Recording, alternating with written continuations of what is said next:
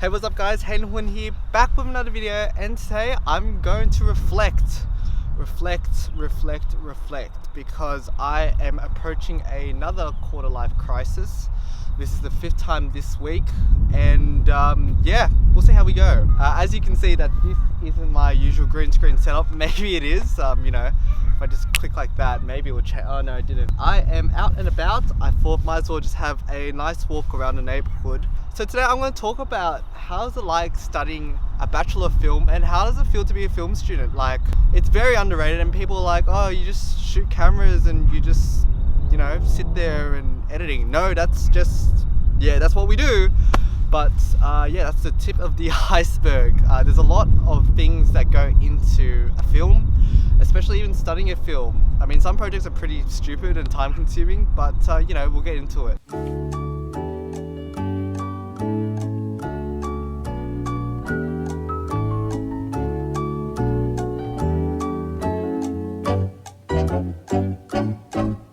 So full disclosure, I'm not being paid to say this. This isn't a sponsored content or whatever.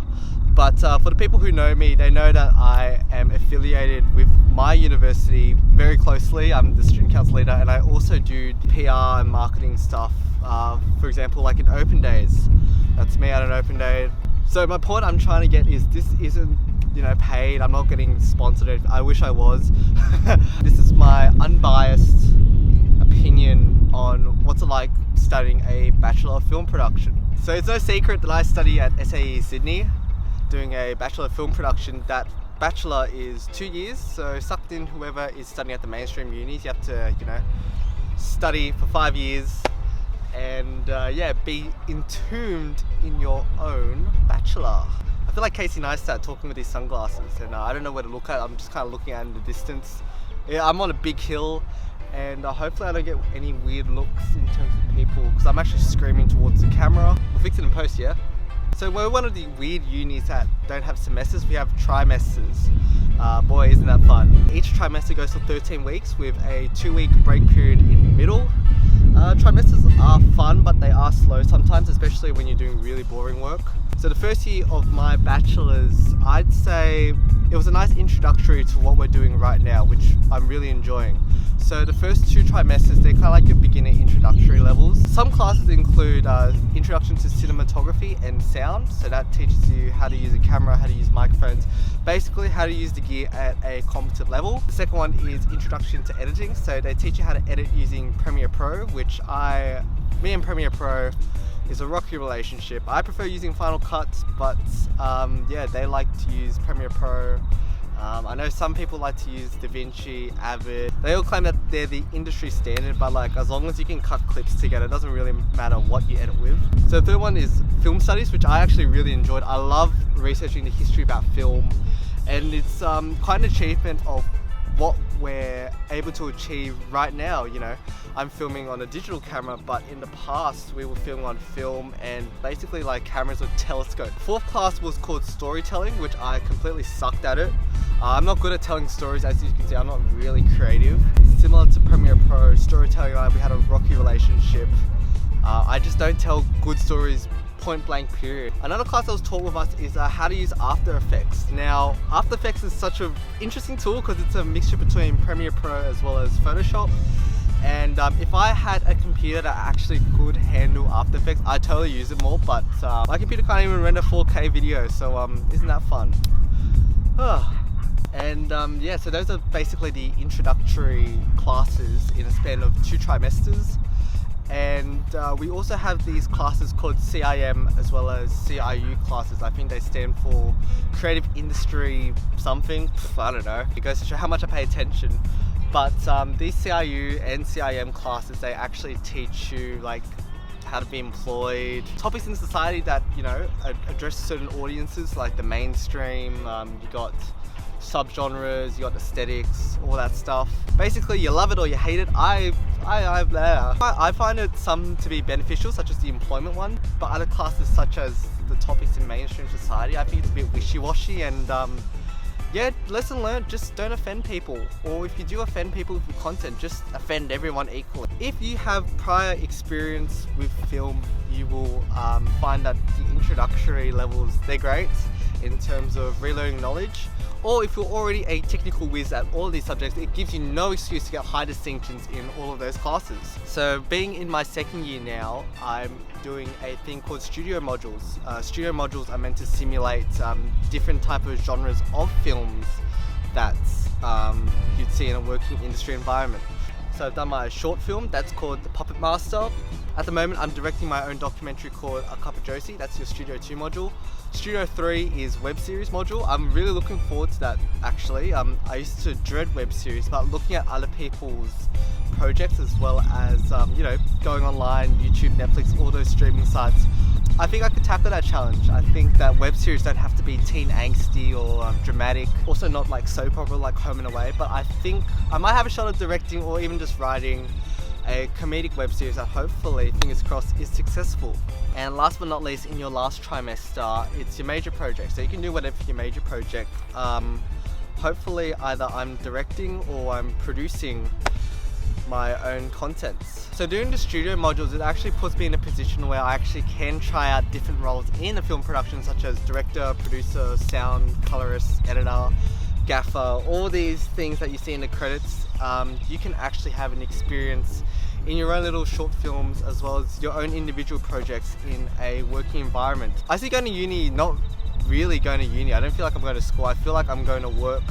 And the friends that you meet, I'm very fortunate to meet like-minded people, as well as they have different talents. So I've got a friend who's really good at producing, I've got a friend who's really good at being DOP, and it's great because after when you graduate, you can retain that connection that you have, and you can make projects together. And it's really a lot of fun and networking. That's the reason why I chose this course, is networking. Yeah, sure, anyone can learn how to use a camera, microphone, how to do framing, all that stuff off YouTube. I mean, YouTube's a great tool, don't get me wrong, but actually learning off people who have been in the industry and still is working in the industry, as well as learning it with your friends, it's a whole nother experience. So my uni not only offers a Bachelor of Film Production, they also offer courses in audio, web design, graphic design, what else? Come on, I'm a student councillor, I don't even know. Games, animation, I think that's it. But it's great because you get to meet a lot of like-minded creatives and you get to collaborate on many different projects. So when I mean projects, it doesn't mean your uni major works or just exercises that you do at school. You can also, bring in your own gear, make your own stuff using the uni facilities, which I really love.